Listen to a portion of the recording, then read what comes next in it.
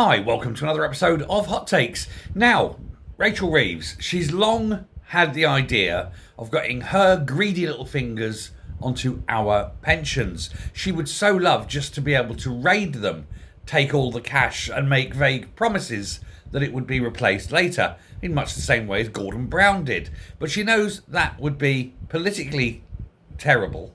It would hasten her very, very quick end.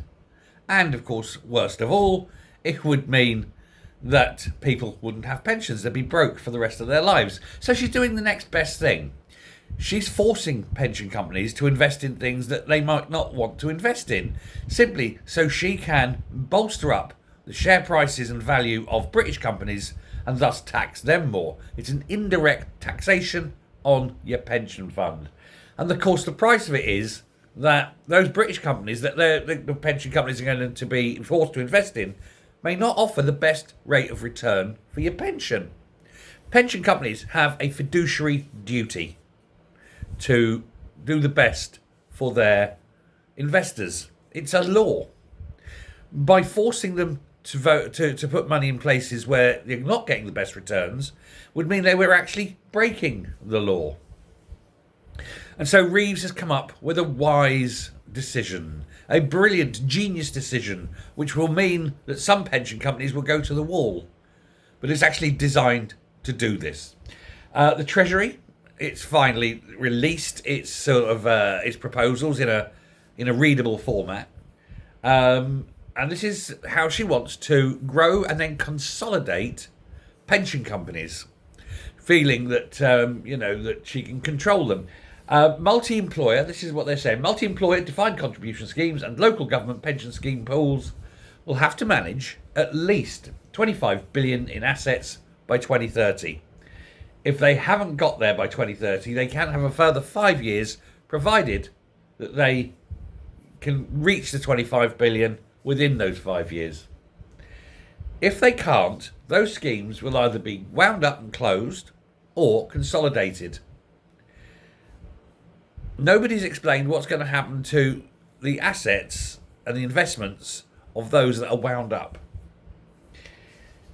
Now, the argument she's got, and this is where it's very, very sneaky, but you don't expect much less. The argument is that direct contribution pension schemes, very large ones, are more likely to invest in UK equities and companies, etc. Although, and this is where it's bullshit, she's actually written in a line that will mandate them to do so. So if they don't follow this voluntary scheme, she will bring down the law and force them to do it. And it's this threat, I suppose, of mandation, which is in line with the Mansion House Accord, which was the voluntary scheme. And that's what's causing the problem. Labour are actually going further with these extra powers. Now, the industry obviously doesn't like this. They are unhappy. They're saying that they have many, many years of knowledge and expertise that they call on to ensure that the investors, the pensioners, get the best return for their investment. I should hope so. That's their job. Forcing the pension companies to invest in companies that may not give the best return is not what they should be doing, firstly. But they also don't like the fact of the politicisation of pensions, because it means that effectively the government can mandate where the pension investment money goes, so they can shape politically and geographically various markets. And that's not what capital growth is all about. Capital growth should be that you invest on those things that will give a steady return, usually around the 5% mark, 4 to 5%, but a steady return on the investment, long term, safe, pensionable money. Like I say, they have a fiduciary duty to do this. Now, Rachel Reeves doesn't care. She doesn't care if the entire pension industry goes to the wall and pensioners are left bereft of any income in their pensions, as long as she gets her cut directly or, in this case, indirectly, because she's run out of money.